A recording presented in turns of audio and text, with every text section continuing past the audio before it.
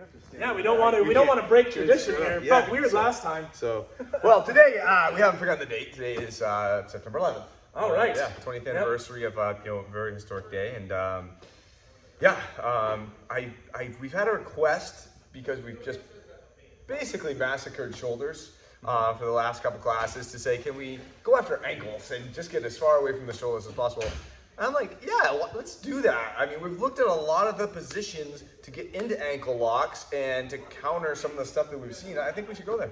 Yeah, I mean, it's going to come back to something that you hear from us a lot, which is we want to talk about body movement, placement, angulature. We'll take some time to study the technique, and if they're doing well, let's throw some tweaks on there. Let's add a little resistance, some what ifs, and have some fun with it. There's so many similarities when you stand up and upper body work with wrists and arms and stuff like that kind of translate to ankles, but when you add the fact that it's always done from the ground, they're a lot bigger muscles. The joints work just a smidgen differently.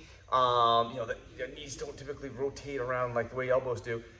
It makes for a difference, but once you get it, I mean, nothing like a good ankle lock. There's a very small margin of error, but once you clear that margin of error, man, you are in a kingdom of glory. So it's good stuff. Let's take him to the kingdom. Let's take him to the kingdom. Let's do it. Let's hit it.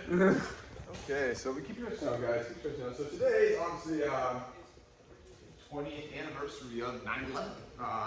A big day in the history of our country, and probably one of the most memorable days that we've all encountered in our life. I mean, I don't know about you guys, but I remember every single moment of like that day, from the second that I heard to like the rest of the day. And that was the first time I just started jiu-jitsu back then. Maybe yellow belt, maybe yellow black, at that time. And I went to the dojo that night, just because, inundated with, all the news and stuff like that, all the thoughts of what's happening in the world and all that, just the trauma of the day. And I remember going to the dojo and there's kind of this odd feeling, just to kind of know the world. And training that night was intense. I mean, everybody was kind of training with like a different purpose. This was to stop being like, that night it wasn't about fun. This was like, oh no, this is like, some shit's gonna come down, I'm gonna need this. And the training was brutal that night. But for that hour, that we trained back then, it was my first realization on how the dojo, I didn't think anything about all the events of that day. I was more like, okay, we're getting into a fight and having a good time church, just training, just getting the escape of being in the dojo, and getting away from our world for a minute. And that was the first time that I've ever encountered that. And I remember that night, totally. And so as I've told like a lot of you at points in time, the world's a crazy place, your life's a crazy life. It's just no way around it, that's just the way life makes it. And this place is obviously meant to train and teach and give you some skill, but more importantly for me, it's an escape from that craziness of your life, what's going on. You can go to a bar, I think all you guys are going to say at some point in time, you can go to a bar and have a couple drinks to try to escape the crazy life, and what do? You complain about your crazy life to the guy next to you or whoever. You go jump on an elliptical at the gym and you worry about the crazy things that are happening in your life. This place, you don't think about that stuff. You get somebody punching you in the head, you get somebody choking you on the ground, last thing you worry about is your boss, your events for the day, the kids. You're not thinking about any of that, and you get a complete break from your life. And that was, for me, the first time I got to experience it, and I really appreciated it. And that's one of the things that actually has kept me in the arts for all this time, was the ability to say, listen, I got nuts of stuff going on. In the last 20 years, Zach knows a lot of stuff. Just crazy stuff happens in the space of 20 years. And this place, for me, has always been that constant place that I can just go get away. And I don't have to work, I get a break from out for a couple hours. So, that being also said, one of the things we used to do back then was called mind science. All right, basically it was like a active meditation. It would be like take 5 or 10 minutes or so. Yeah. Different things. Sometimes you work with partners, sometimes you do. Hashi actually a bunch of months ago actually gave me all the mind science curriculum, and I've been going over it and looking at it. And I've had a couple people express interest in it. And I'm going to ask the group, is that something you guys would be interested in doing? Every once in a while, every class, maybe once a week, once every couple weeks, just kind of explore that aspect of the art. Is that something people are interested in? Yes. Okay. Yeah. Mind science? Mind science. So it's basically, think of it as the ninjutsu version of being able to be centered. You know, being able to be centered in yourself, not letting the world kind of overtake you. You know, the craziness of the world determining your actions and stuff like that. To be able to kind of look inside and say, no, I'm good. That's not what I believe in. That's not who I am. That's not what I want to do. I'm not just going with the flow. I'm actually, you know, really being internally true to myself, you know, which can then also translate into, you know, what you're doing on the ground. You know, you get caught up in the whole situation and everything's all flying all over and you're just doing what seems right, or you're like, okay, hold on. Okay, let's go through this. Let's center. And so that's the emotional, mental ass training that comes in. We haven't done it for a long time, and I remember some of those distinctly, and some were pretty good. I had some very thoughtful nights and days after a few of those. The island one stuck with me. Mm-hmm. The I am on a deserted island. That one always stuck with me. And so, yeah, so okay, so I'll look over that.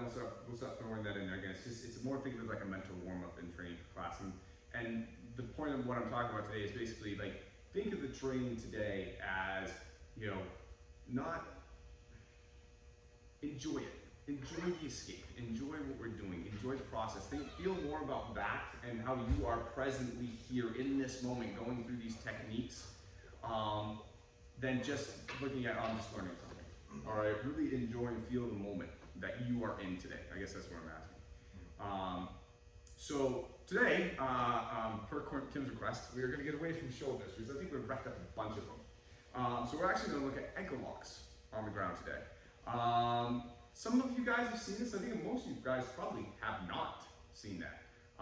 So we'll start with something simple. So I got Matt, since you're sitting there next to me. And let's actually start with this nice kind of easy. We're actually going to be in mount. We're going to have one leg up, one leg down. Yeah, just like that. Okay. So typically, a lot of the ankle locks start as responses from guard, and we will get into those. This is one of those that actually kind of starts from kind of this position, and he could be just here, maybe just boom, pummeling me down the whole 9 yards. So as this first pummel comes in, I'm going to do a shrimp to get my butt up and running. She comes in. Trapping around this ankle. None of you guys can see what I'm doing right now. Literally, this is the worst position I could have shown this technique in. But that's okay. So I'll do it once and say, go get it. Alright, so you're coming over. Shrimping, I need to get my butt out in front of this leg. Arm coming around, grabbing into my arm. Just like a figure 4 lock, like for an Oni Kadaki. Okay? From here, I'm going to roll back, give that a little bump, capture the rest of this foot. And here, and break that ankle. Now I'm going to have you guys be really careful with ankles. Ankles don't have pain. Once you get to tension, that's where you stop. It's not attacking tension. It's just like, yeah, that's as far as my ankle wants to go. It doesn't hurt. It's tight. But the next stage, there isn't a pain stage, and that's going to break. It just breaks. It skips right by it. So when you get to here, you're going to get just to full tension. And that's it. Don't go any further than that. And for God's sake, as the person down until you get to nose, don't fight it. You will accidentally break your own ankle. I've had that happen to a training partner. So Seen it happen. Yeah, not good. So if Matt tried to swirl around, he's at full tension. If he tries to swirl around, he could possibly break his own ankle. This is not a strong joint in this position. All right, and it may feel like, it's like, I feel it. No, trust me, the next couple of seconds is like, okay? So, one more time, this position. Here, actually, you want to see it? sure. Yeah, Chris Brown. Here. So, I'm going to go round. Here. Stripping out, trapping around the back, grabbing onto the foot. I probably can't get under his foot at this point in time just because it's on the ground. Bumping into that. Rolling back. As it rolls back, we're going to require this foot here. To point something out really quick, do you notice how Mr. Brown's sole of his foot is pointed toward the ceiling? So the rotational force is going to be going around, and your goal is to try to keep the bottom of the foot pointing toward the ceiling. I'll see a lot of folks start to roll the foot to the side like that, where now it's pointing up this way, and that's going to be much harder to break. Yeah, that needs to be jammed this way as much as possible to create the most 90-degree angle that you can. That will break. That will just turn. So. Yeah, remember the rule: 90 degrees in joint you're trying to break, right? Yeah, think of a home gyaku that's done like this versus a home gyaku that's done like this. We all know that one would break. That one, yeah, we could do some damage, but it's not the same. Same thing on the foot. Anybody want to see it, feel it? All right, let's get to work. Let's talk about doing the actual break itself for just a moment. There's a lot of little notes we're going to be passing along on this here. So we're getting it up, we're moving, and generally you guys are getting here all right. We're doing okay. One of the things I'm noticing people's hands on the midfoot, and then what happens is they go to break, they're using their hands, and it's almost like it's folding the foot this way. You all see what I'm saying? You want to be closer to the front of the foot here, and then it's not a break with the hands and wrists. It's not this. Whole body. And that's going to be doing the break for it. If you're midfoot, you're going to get to about here, and then now you're dealing with a lot of tendon structure in the ankle that's directly resisting the direction you're trying to go. Now you want that thing up, coming around, pow! That's tip 1. Of 42. Keep going. Tip 1 of 42. There's a lot to this. Okay. Roberta. So there's a correlation between my ass going out and my acquisition of the leg. So just stay right there. If I go, that's the first thing you do. Stay right there. Boom, and then you go break your ankle. If I come out to here, I can't get all the way around.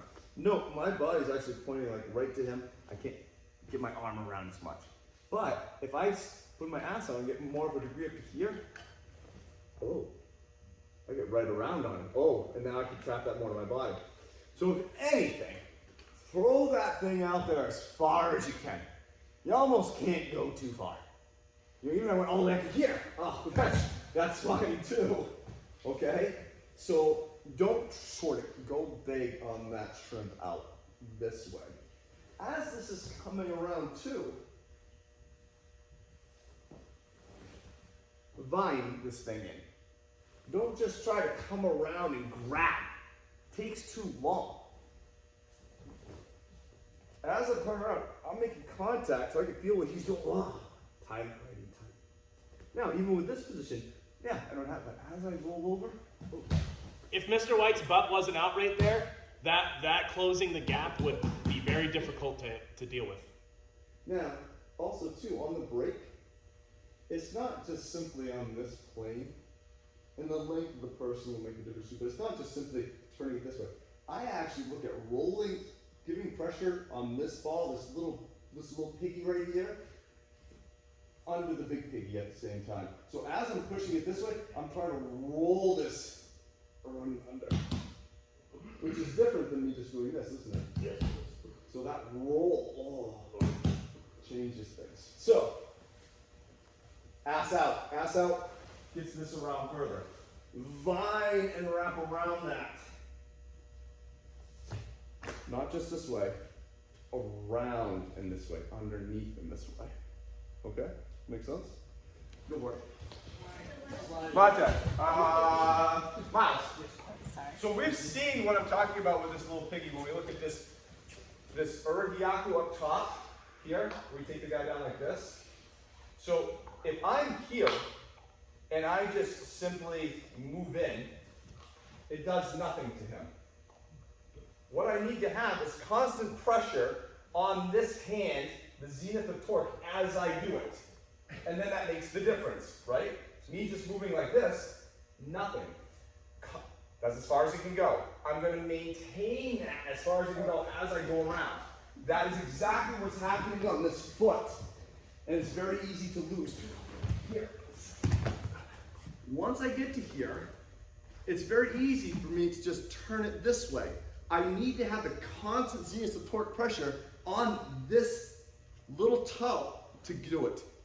Down. Constant pressure as I rotate. Not just here. Constantly pulling down as I go. Feel the difference, boss? Yes, sir.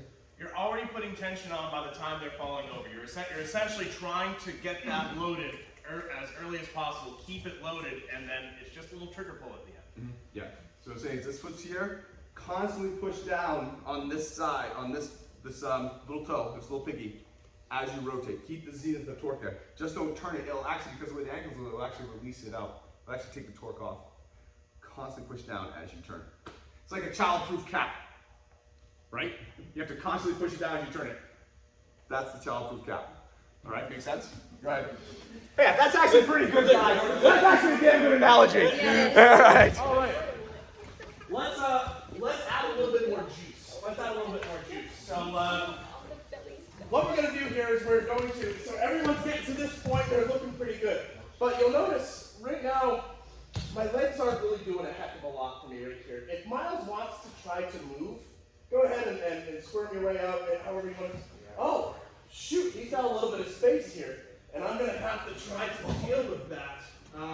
I don't really want that to happen, if not necessary. So let's try to lock that position in just a little bit more.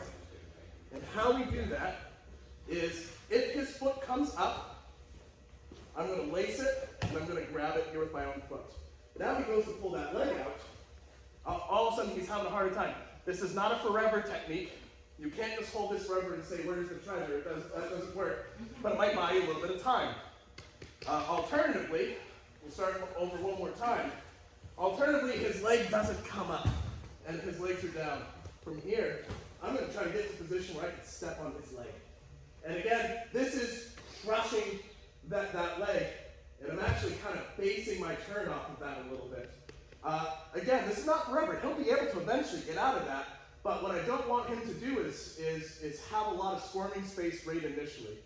If you have this and it's slapped on and it's perfect when you get over, bear in mind, we're not giving them time to get a lot of squirming in, but sometimes they do. They're sort of this organism that doesn't want to have its pieces broken off, and so they tend to wiggle about a lot. You can, if that's going to create a problem for you, step on the leg or lace the leg to prevent that wiggling from saving them initially. So, has anyone here had that experience where you're just like fighting, and someone's trying to lock something up on you, and you're like, nope, you're just gonna keep going? That can happen, and sometimes your technique could fail because it's not perfect yet. So let's lock that position down a little bit more to give us a bit more of a chance. Does that make sense? Step on the leg or lace the leg. That works too. Yeah? Keep going. If we hold it before, it's an 8 lock.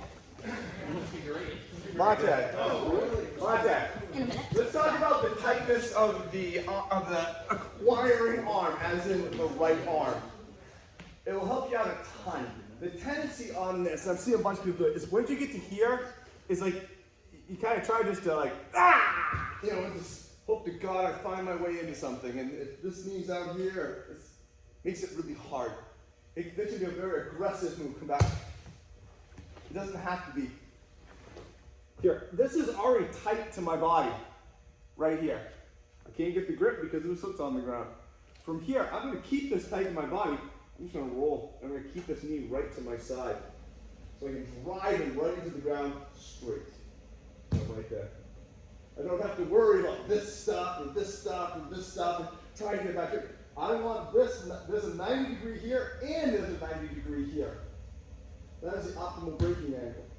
If this is like this, it makes it hard. I want this straight up. It makes it easier. And the way I can ensure that it stays straight up, come back on my side. Tight here. Rolling or leading with my hips, driving this knee to the ground. Boom. Now it's straight up. Now it's just getting into. Boom. Okay? Everyone does this when they first try this. They try to pull that leg off the ground. Can't do it. Tuck it tight, roll to the side, drive that knee down the ground side. Ensure it's a 90-degree angle on the ground.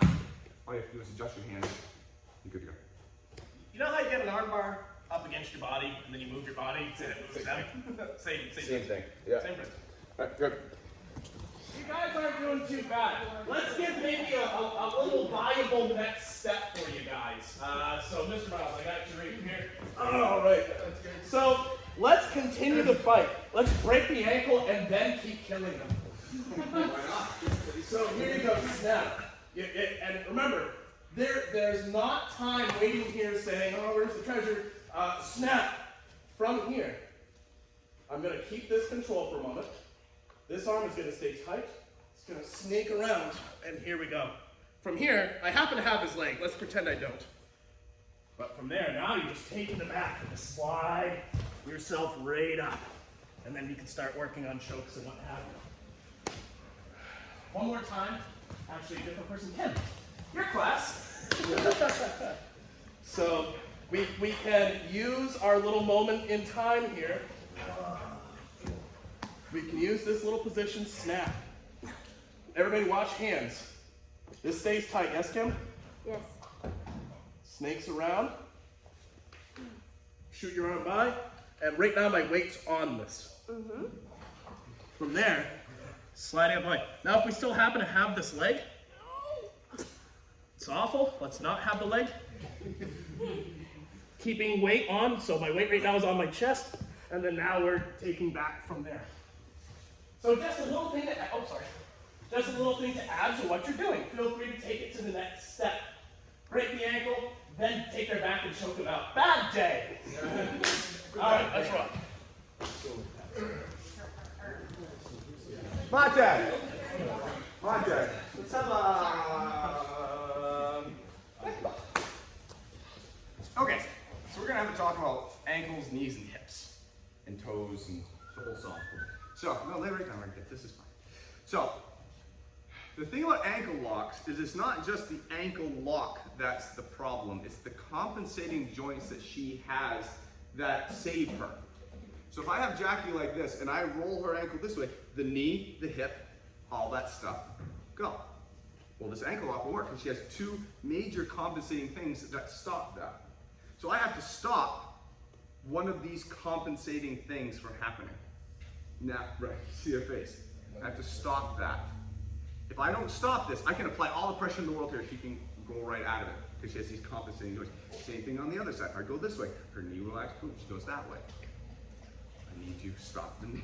In this case, stop the knee or stop the hip.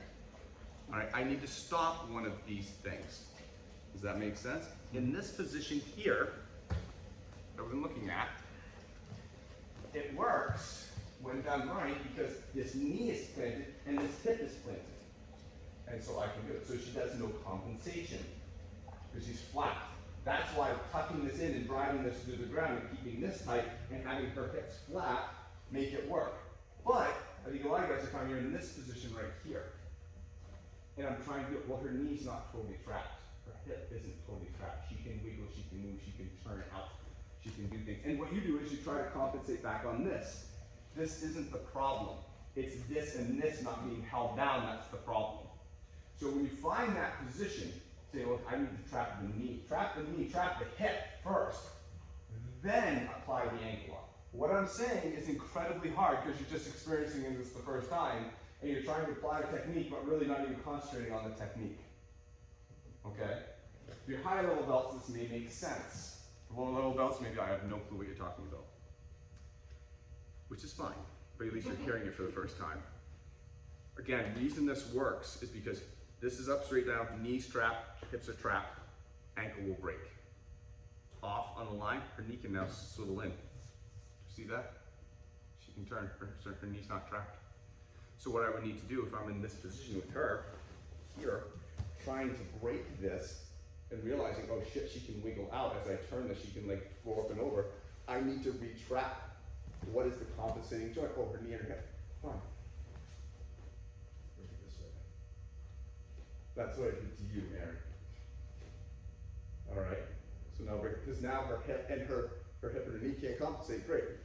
So the lock is only effective if the compensating joints are totally closed up and can't compensate. Then the lock is easy.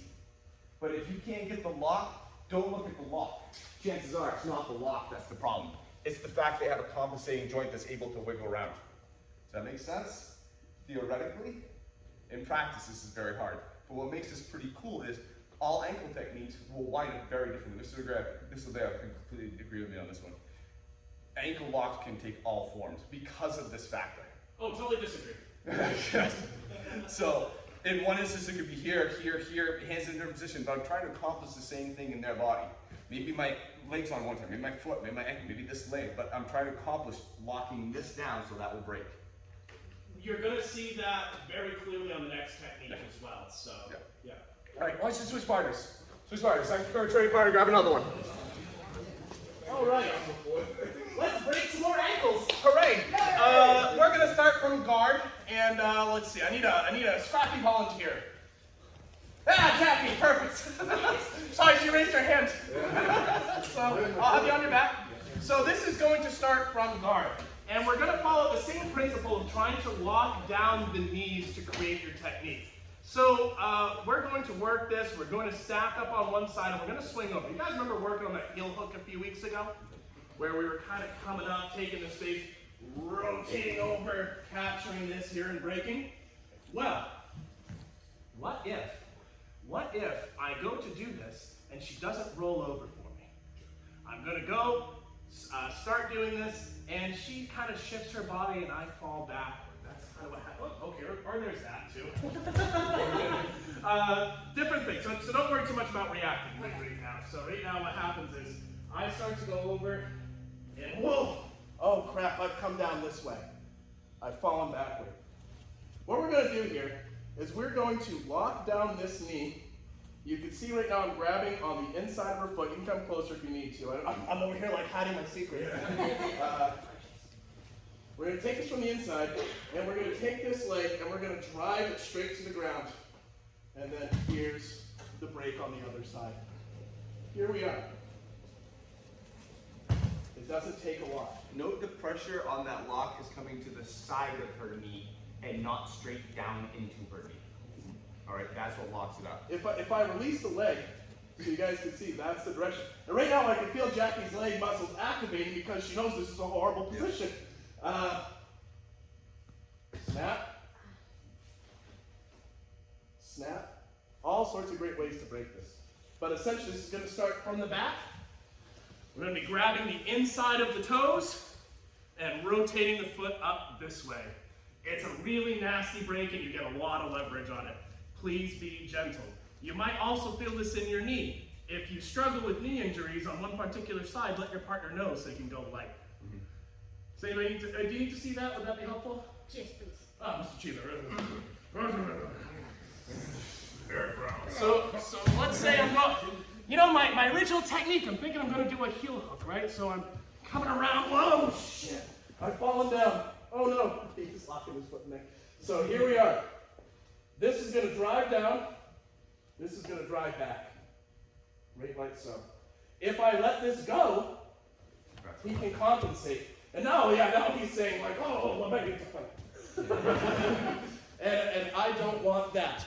You're driving this leg to the ground and snapping the ankle back against it. Okay? Let's give it a shot. If you happen to notice, can you just take it down and Yeah, absolutely. So remember when we were doing that first one, the knee was on 90 and we twisted it? It's kind of the same, it's not the same thing. So go all the way through to the end. Oh, here we are. Oh shit, we're gonna fly. His leg's at a 90. Freeze.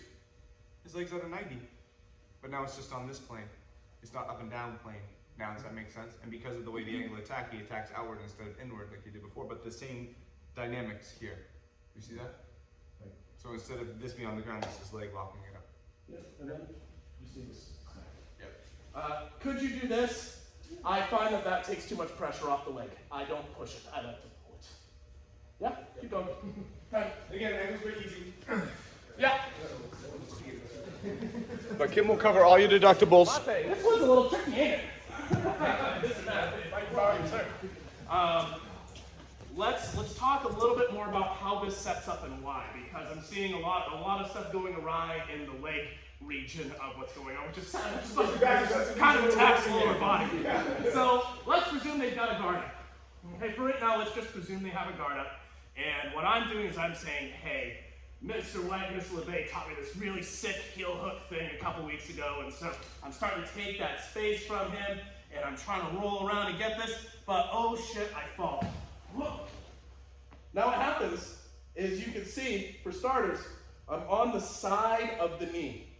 I'm seeing folks on top of the knee, which Mr. White pointed out earlier. Don't do it. Yeah, this is actually, so your ankle's all wrapped up, by the way. I don't want to damage it. My 4x4 with? Yeah. Oh, Do you want to use the other one? yeah, let's use the Use other one. Let's keep it matching. You hit that well under your kneecaps. Very sneaky. Way to go, Kim. Is this one you think is last? Scream back. So here we are. Whoa, shit, when we fall. Notice, for starters, my angle to him is not straight on. That's one of the first things that's happening to folks is their angle, they're too parallel. And that actually makes this very difficult to accomplish. It's going to be all hands doing the braking for you. From here, the force is lateral through the knee. I might even try to sneak my own foot under his butt so that he can't attack my foot. But what matters is that there's this pressure. Might have this too, yeah. But then from here, I'm shifting my body through his knee, and all I have to do is just kind of hold this. And you can see right now, I only needed about this much force through my arm to create the break. If you're finding yourself here, or here, I go to pause, he can roll himself right over. I don't actually have this. I'm going to have to do something very, very, very different from here. And I don't really want to have to start getting into strength fights and all that fun stuff. If you find yourself straight on, go ahead and adjust yourself to the side for right now. Find your spot. Get your spot good. Get your position good. And then work on your break. Yeah? Yes, Matt, you need to see that, or are you good? I'm good. All right. Questions? No? Everyone's jumping back in? Ankles! This is tricky. This is tricky. Lynn. So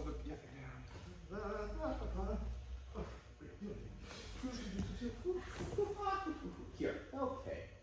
So, not quite 90, still can make it work. The pressure being applied to the knee needs to be opposite the pressure applied to the ankle. If the pressure being applied to the knee is this way and the ankles, then this is this way, it's not there, is it, Lynn? No. This pressure needs to be applied this way, the ankle breaks this way. The pressures have to be contradictory to each other to make this work. That's why Mr. LeBay saying don't get parallel, because you can't get the pressure. You can't get the pressure into the knee this way and it'll break this way. It's very hard. A lot easier when they're halfway up on their side and their legs like this. Now I get downward pressure and this ankle comes up and boom, she breaks. But again, if I put pressure this way, nothing. So what I think people are seeing is the pressure on the leg and the pressure on the ankle are not contradictory. They need to be going towards each other. That's how the break works. That solidifies the lock. You know how some of you find it hurts the inside knee more so than the ankle? That's good because it means that the pressure, that knee can't adjust at all.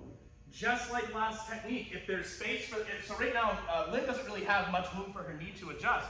Yeah, like the tap's like we're right on the edge of the tap. Her knee can't move. If Mr. White takes the pressure off, just lifting the leg a little bit, now her knee can move. And you might be feeling it more in the ankle now than the knee. Yeah. So what? So she's moving. So what did I say? There's two things, right? There's the knee and the hip. Oh, she's rotating. I stopped the hip. Reapply the lock. Because I stopped the hip roll with this foot driving that hip down. What are you doing, Lynn? It's like giving a pressure valve. I love it. To maybe add one more tip, just because we're kind of at the spot where we're talking about the angulature and the relationship. When you start off and you're in the garden, you're going around. Go around. If you don't go around and you just try to put your foot through and your hip and body doesn't rotate, you're going to fall straight back and you're going to be parallel. Yeah. If you bring it up and you rotate around and then fall down, so you're rotating about 90 degrees, you will fall down, you will end up with a 90-degree relationship. You will. So just as another little note. And then everyone come in here for a second. Where this heel is on my sternum and on my body matters. If this heel is here, It's not. It's there, but it's kind of not, is it? It's there now, isn't it? Yeah. Because to get the pressure of this rotation, I need to make sure this heel is locked up.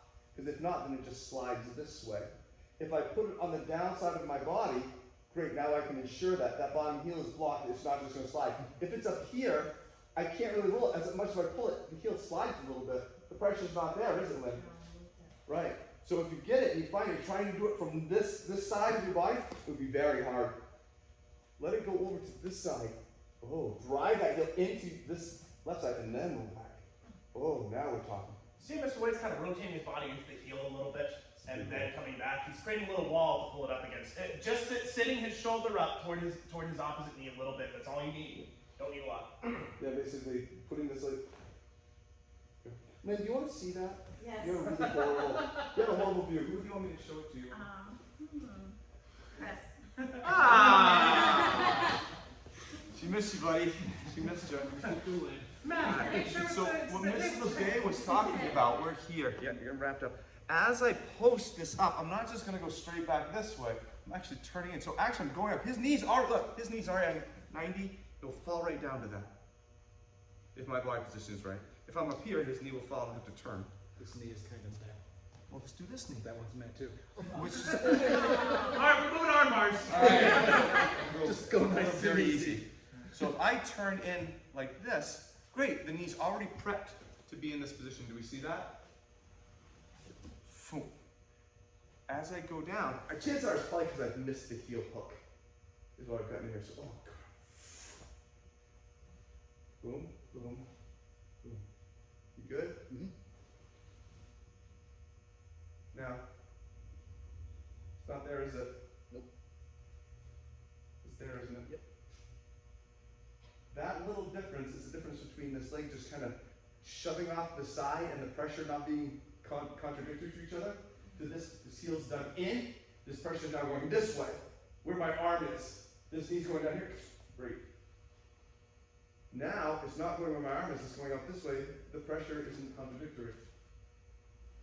So if anything, as this comes over, if you go to this side, driving it, whoa! And then same thing, the childproof cap. Very strange medicine we're taking today. Right? But different, Chris, right? No? Yes. Oh yeah, very different. Right? Yep. Childproof cap that time. Okay? alright.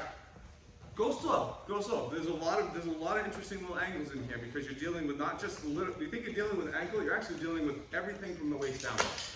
And you gotta make sure that's in the right spot. Alright, good. Hey! Tip time with Toolman Taylor. You know, when's the last time you heard that, right? Mr. Matt, actually, Ankles McGee, stay down there. Mr. Matt, if I can borrow you, sir. I just don't want to accidentally damage your ankle. I feel terrible. He's got one good one. So one thing I learned sparring and going for ankle locks, and if you've ever done ground fighting sparring when ankle locks were involved, which is a little unsafe, not gonna lie. A lot of times what happens is my feet get exposed going for the ankle lock, he starts going for ankle locks, and what happens is you have two martial artists trying to do ankle locks on each other at the same time, and I call it Ankle Off 2021 and I want to avoid it. So, we're coming up. We're gonna accomplish this by controlling the leg and hiding our feet. We're bringing this around. Whoa, we're here, right? Here we are. What I'm gonna try to do is I'm gonna try to get my feet under his legs. You might find yourself in a spot where you can triangle your own foot or leg, but essentially I'm going to be trying to keep this stuff underneath him. Now he goes to try to attack my ankle, and he has to move his leg out of the way to do it. It makes life a little bit easier for me, as opposed to this, where now he can go after my exposed feet. So just as a heads up, you can use their butt and thigh to scoop your feet under, so that way they can't attack your feet. As long as the rest of the technique is good, that's helpful. If you mess up the technique because you're trying to get your feet under, that's not good. But once you get this locked in, and this is just hiding right under their thigh. Very difficult to deal with that. Keep going.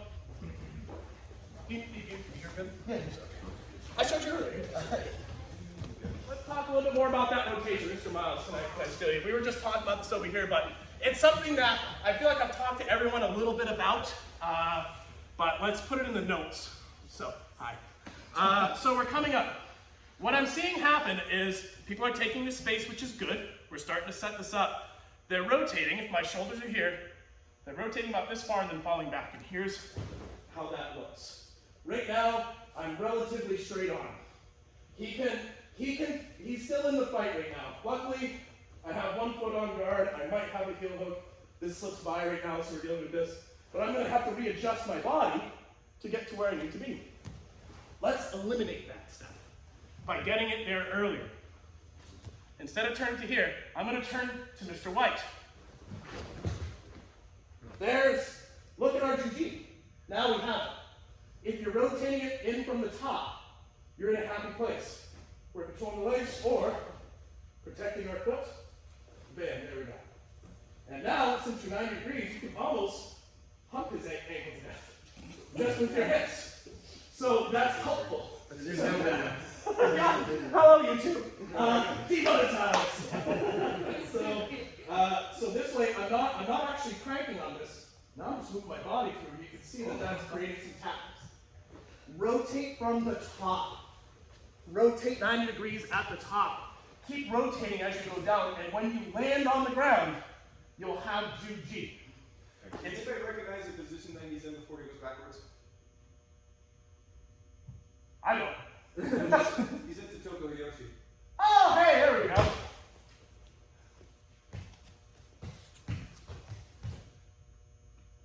By myself, no human. That's it. What's up?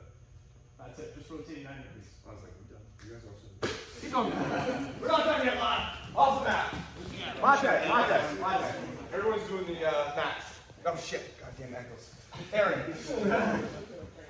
I want everybody to watch me do this technique, but I want you to watch this leg. Not this side. I want you to watch this side. Watch this leg. This is already all set.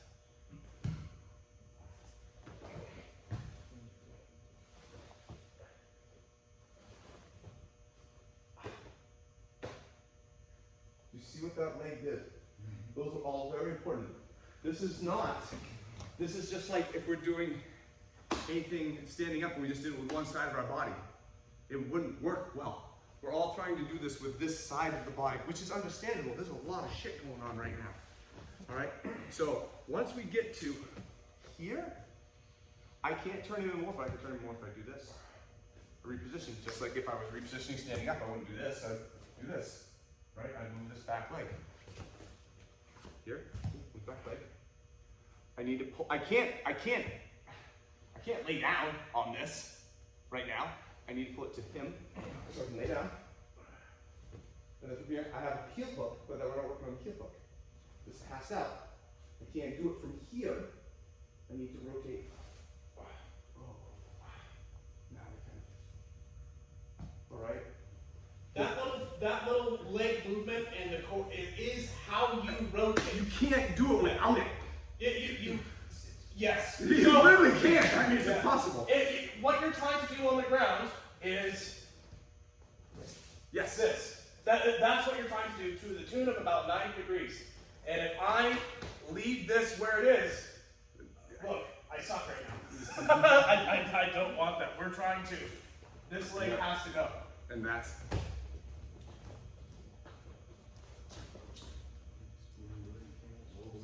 All the way through. Look, let's practice that. In fact, let's practice that. Find a 90-degree point on the mat somewhere, anywhere. Doesn't matter where. Except maybe not, right next to somebody else. Not the same 90 degree. So find a 90 degree, and what I want you to do is I want you to take your grounded leg, rotate it 90 degrees. Let your upper body follow. Look at that. Now, same time. We should be able to do this. Now. Okay, come back 1 second. Come back 1 second. Do that first one again, please. Absolutely. Just this? Yeah, okay. I see a lot of people, they're not getting here. They're not getting this. They're basically, they're moving their whole body like this, and they're just basically staying in the same system. This leg needs to be here. It's just like if you were to roll, right?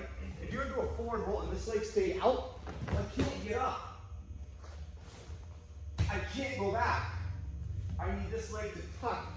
under for me to go up. I need this leg to tuck under so I can go back.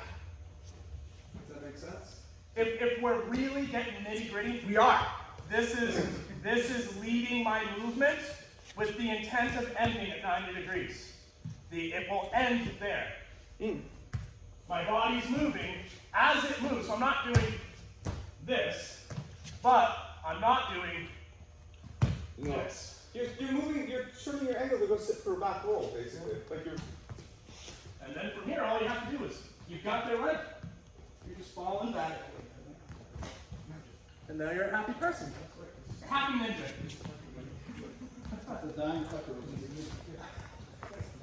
Okay, so who's feeling really strong with their leg locks? Who wants to do some leg locks on me? Anybody? Oh, wow, so somebody wants to. White belt gets up there. All right, yes, there it is. So they will try to escape different ways when you're doing this. Generally, once he's up and I feel pressure on this leg, I can already kind of feel some danger here. So go ahead and you're going to go ahead and work through the technique. Very good, nice Juji, good angle. And he's got some leg control here. He's actually doing really good. So here we are. Now, if I try to sit up and turn, this is blocked. Oh, shoot. If I try to turn this way, I can't. This is trapped. And really, I'm just sitting here like, oh my God, all I can do is attack one of his feet. Meantime, he's got me heel hooked and I'm going to get broken. So I'm a little bit screwed. Let's see if we can reverse this process a little bit. We'll come back to the beginning. Woo. There we go. One of the first things that you'll feel is people will oftentimes extend this leg. Because imagine you're just going to step right over, like you're going to roll the episode. Most people know that they don't want to be here. They don't want to get Boston Crab, they've seen WWF. they don't want that to happen. So what happens as he goes to step over, people will extend this leg.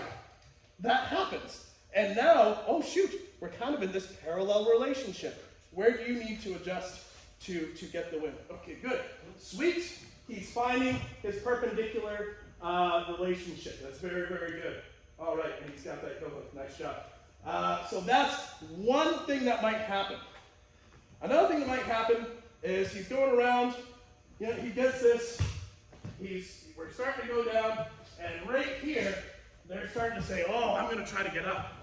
You can kind of roll with this a little bit, and if he doesn't lock that ankle in, then all of a sudden, oh geez, the relationship changes, you lose balance, you fall over, it gets loose. That's one of the reasons why we're trying to use that Totoku Hyoshi well by rotating in place, keeping this thing tight and having our whole body in control. Because they're going to be pushing back against it. And as soon as you lose that control, you end up in that exact kind of situation where it gets messy and expensive. Put it back. Don't do that. Yeah, and I had nothing. Another. I was completely exposed. You did great. Your technique was actually really good, Mr. Cheever. So same deal. Another thing might happen. So we'll do the inside roll from the hill. Yep. So here we are. So what happens is I feel a skill hook. Right now I have a lot of movement in my lower body. Just theoretically roll from here. Now, oh shoot, he's still kind of got the foot a bit, but he's kind of lost some of it. Now there's a lot of structure and strength in there, right? Where do you feel you need to adjust to create some juji? No, not quite. You're close. You actually got a knee bar set up. Yeah, there you go. But be aware that that's going to be some of the things that they will do, not because they're necessarily even good fighters. They're just moving around trying not to get broken.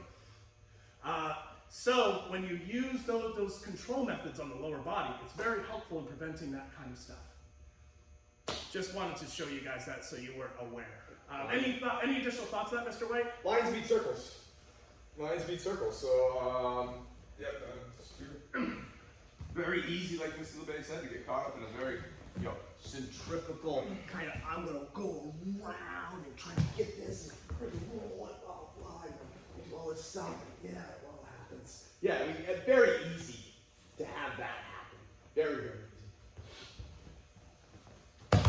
Because I was attacking him and giving him, centrifugal energy. I was giving him circular energy.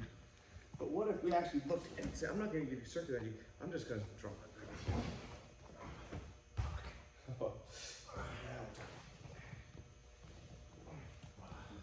Okay. Yeah, so that's a little different story. There you go. Okay. I didn't give him the centrifugal force. I didn't give him the circular energy to roll around with me. It was up and down, no around. Able to give me the position to actually be able to get into that. So exactly this and just try to stand for one. So you're saying that somebody knows what that move is, you don't want to give them that extra oomph. You don't want to give them that extra oomph anyways, just because that's a natural reaction. I feel somebody pulling me around. Oh, I'm gonna go with it. Right. But if I'm just here, I'm like, and all of a sudden, boom, there's no impetus to me to roll because they're not leading me that way. They're just dropping. That makes sense? All right, go ahead. Switch partners. Grab a different body type. I made this point to a couple people, and but I think I see a lot of people still doing it. It's the last tiny bit of acquisition, not on the heel hook, but on the first one looking at. Because I'm seeing from here, this move is getting better. It's crossing over, and from here, this position. This is going good. This is all in position. Everything's looking right, and then all of a sudden, this happens. Oh no. It won't work. Because what I'm doing is I'm letting up the pressure on the knee, even if I'm here. That kind of, even if I put the pressure on the knee and I still try to move it this way, laterally, it doesn't work. I want everyone to come right here, please. Right here, and I want you to look down his foot like it was the face of a clock. All right? His foot's in time and space. His leg is in time and space right here, right now. Does everyone see that? What I'm doing, what a lot of you guys are doing, is you're moving his leg in time and space like that, thinking that you can just put much pressure down here, but his leg is moving. Do we see? This hip, this knee, this back leg, I'm going to leave this here. I'm going to bring my hips up and around it. There we go. So I'm not moving his leg around me. I'm moving me around his leg. No, that didn't move much. But man, that changed the whole thing, didn't it? Sure. And I would keep going that way. We've seen this concept in other things. We don't move them, we move around them. All right? We see this a lot, but the base one is multi-gyaku. I don't take his hand and move his hand. I leave his hand here and I move my body. It's the same premise. I leave his leg there and I move my body around it. I don't take it, I don't move the leg. Do you see it? And the way you accomplish that, I'm gonna do like that again, is again, this leg. The leg that's not, nobody's focusing, no, I would say you're not focusing on. The leg that you don't think about because it's not the one that's fighting. Right here, so here. Right now that leg's here. Well, it makes sense, I'm fighting on this right side. What if I just took this knee and put it, there we go. Got it. It completes its transition from up under his butt. Down here. It's using your body to break them. Yeah. What happens if this leg stays here? And just try to double down. No. Just stays in time place. Bring this leg up. Move yourself around the leg. Don't move the leg around you. Do you see how that also changed the angular relationship from roughly parallel to roughly perpendicular when he shifted his hip up through? There was a bit of a swing arm action in there. Mm-hmm. Yeah, that's just to note that. Yeah. And that goes on very, very fast. Very fast. You know, see, I think you guys have all experienced like the difference between sometimes it works and sometimes it doesn't. I bet when you see that it doesn't, you're doing this, you're pulling him around you. When it does work, oh, you're scooting yourself in and that bottom leg is coming up and around you. Okay? What do you think, Lana? Yeah, little downward dog. How we all doing? We got a couple more minutes in us? I know, it's kind of getting warm in here. All right, well, let's go then.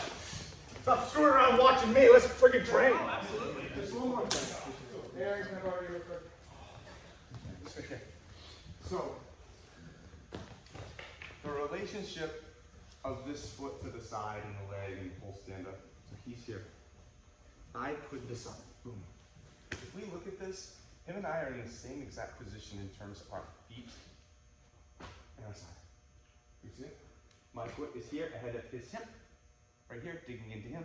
His foot is here on the side. You see it? It's the same exact position, he's just the down guy. You know what I'm talking about? This is the same relationship here and here. Thing is, I'm on the outside. I change my angle a little bit. Drop that hip. I can either A, go back, or stand right up. But if I don't have that position, and I'm here, I don't have it, do I? Ish. Definitely not that. Right? As I go back, this foot, Right there. We have a tendency to make these very, very big movements, and really it's just a change of relationship. Right? This one just pops up. This falls back. I get the lock. I am already in position to break his ankle right now. Problem is I'm not in the right position to break his ankle. I have to do nothing more with my body. This has to get around here, and this has to get up here. There. I'm already in position to break his ankle standing up. Problem is I'm just not in the right position. Go right back there. So this whole thing is a lot of working to get to places. In the end, we're just changing positions. You are in the position to do everything you're looking to do right from here. You're already there. You're just not in the right position there. That's it. I have to change nothing other than my angle relationship to him to do all this.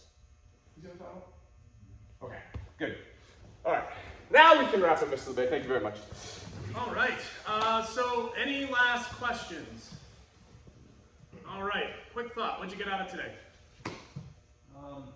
This is my first day with any ankle lock, steel hooks, or any of that, so I got a lot out of it, I guess. Oh, Long story short. very good. Very good. Yeah, so, a whole new world has opened. This is good. This is round. I really felt it clicked when we were talking about this. And that really made a difference for me. I felt like that kind of opened up a whole new world of stuff, of being able to actually get their leg from here to here, and just finding different angles underneath them as opposed to on top. Awesome. Awesome. Good. It's amazing what a little angular adjustment can do to totally change your world.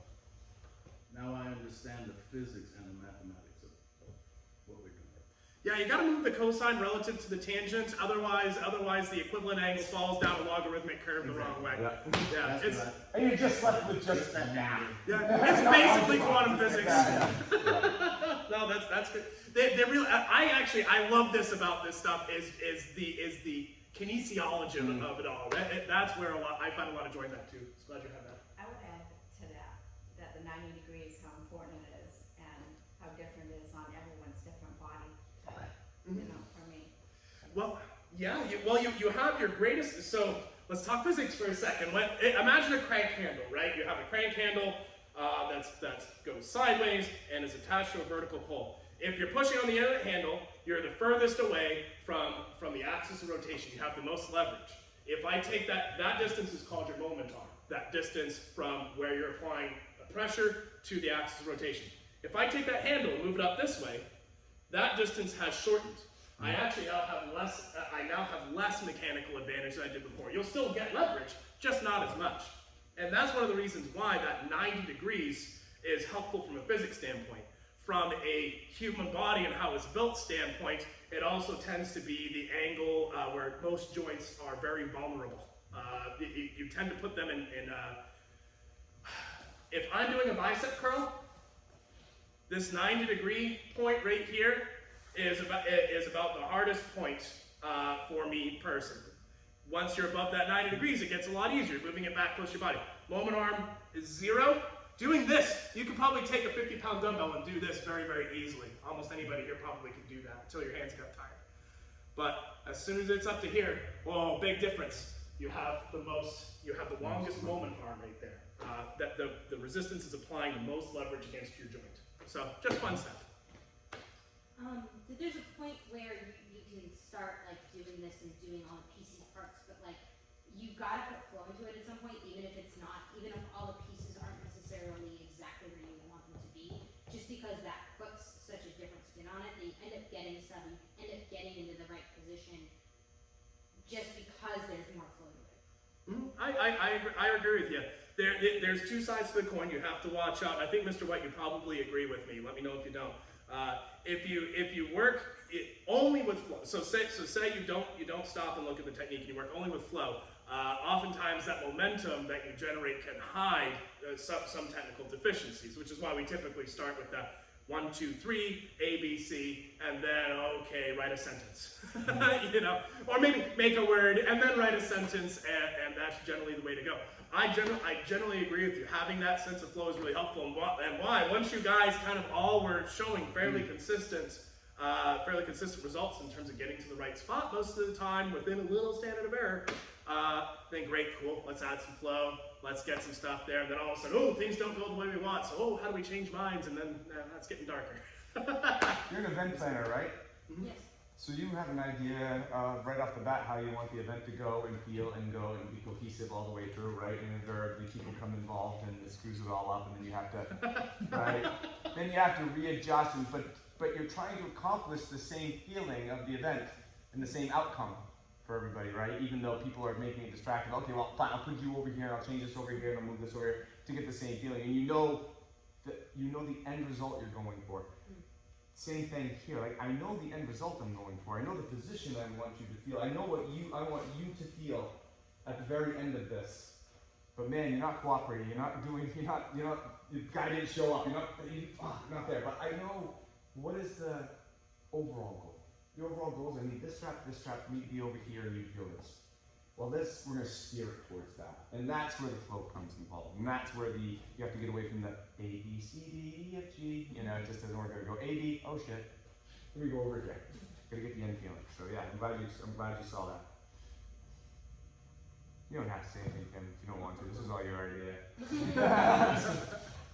Just bringing my focus away from the joint we're trying to break and looking at the 3 joints in the chain.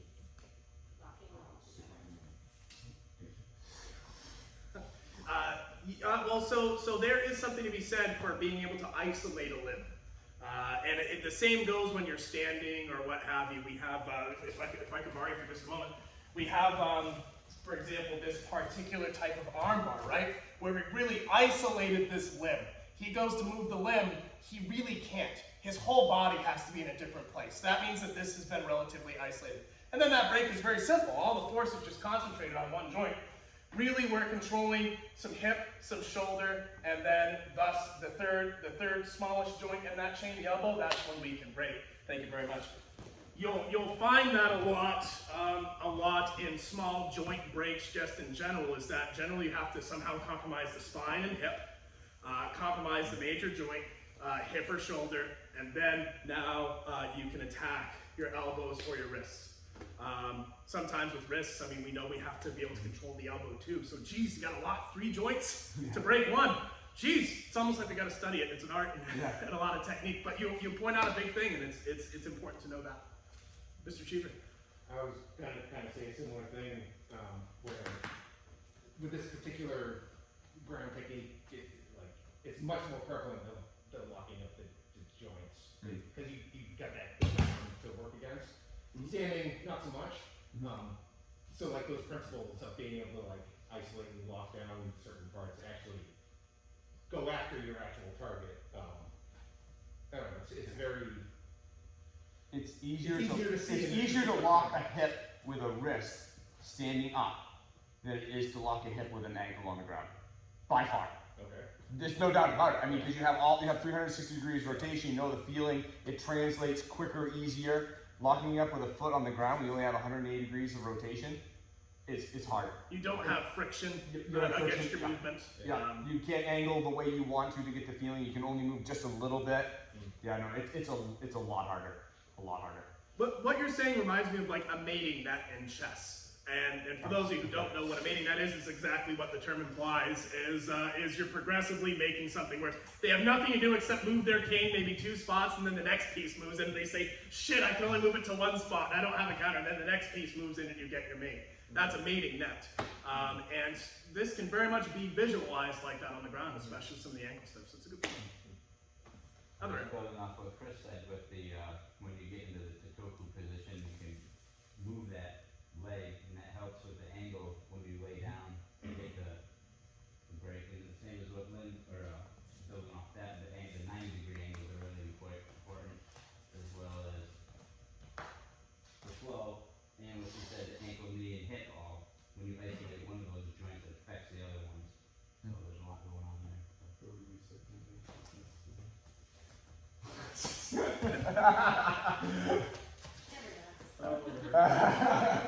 guys, that was You guys did really well.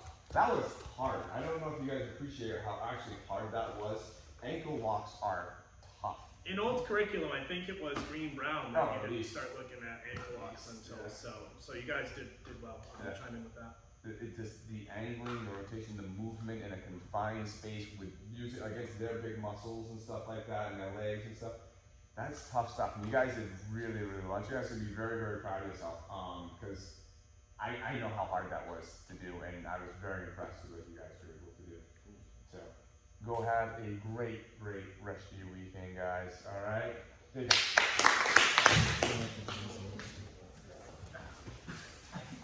I know, right? And then for the rest But your shoulders feel great.